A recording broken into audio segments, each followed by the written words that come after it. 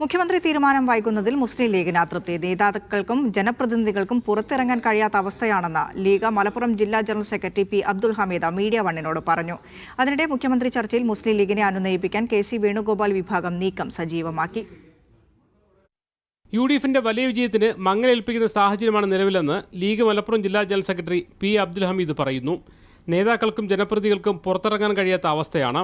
അതിന് അസംതൃപ്തിയുണ്ട്, ഇല്ലാന്ന് പറഞ്ഞുകൂടാ. തെരഞ്ഞെടുക്കപ്പെട്ട നിയമസഭാ സാമാജികന്മാരുടെ സ്വീകരണ പരിപാടി മാറ്റിവെച്ചിട്ടില്ല, മാറ്റിവെക്കേണ്ട ഒരു സ്ഥിതിവിശേഷം വരെ ഉണ്ടായിട്ടുണ്ട്. ഇതിനാണോ ഞങ്ങളെ കൊണ്ട് നിങ്ങൾ വോട്ട് ചെയ്യിപ്പിച്ചത് എന്ന് ചോദിക്കുന്ന സഹോദരിമാരുണ്ട്.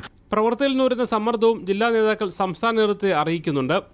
അതിനിടെ ലീഗ് നേതാക്കളെ അനുനയിപ്പിക്കാനുള്ള നീക്കം കെ.സി. വേണുഗോപാൽ വിഭാഗം സജീവമാക്കിയിട്ടുണ്ട്. കെ.സിയുടെ ദൂതന്മാർ ലീഗ് നേതാക്കളെ കാണുകയും നിലപാട് ഏർപ്പെടുത്താൻ അഭ്യർത്ഥിക്കുകയും ചെയ്തു. പ്രമുഖ പ്രവാസി വ്യവസായികളെ മധ്യസ്ഥരാക്കിയും കെ.സി. ക്യാമ്പ് അനുനയ നീക്കം തുടരുന്നുണ്ട്. സതീഷിന് അനുകൂല നിലപാടിൽ നിന്ന് മാറേണ്ട സാഹചര്യമില്ലെന്നാണ് മറ്റ് ഘടകകക്ഷികളും കരുതുന്നത്. ഘടകകക്ഷികളുടെ അഭിപ്രായം പാടെ തള്ളിക്കൊണ്ടൊരു തീരുമാനം ഹൈക്കമാൻഡ് എടുക്കില്ലെന്നാണ് ഘടകകക്ഷികളിലും ബി.ഡി. ക്യാമ്പും പ്രതീക്ഷിക്കുന്നത്. മുഹമ്മദ് അസ്ലം, മീഡിയ 1, കോഴിക്കോട്.